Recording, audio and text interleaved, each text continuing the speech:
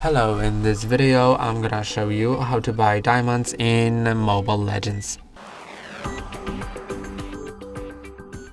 To buy diamonds, just click on the diamonds icon here, and here you can find different deals for diamonds, either 25 diamonds, 50 diamonds, 150 or more.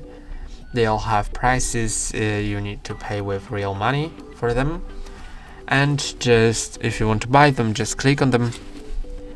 Then it depends if you have an iPhone or Android phone, it's gonna look differently.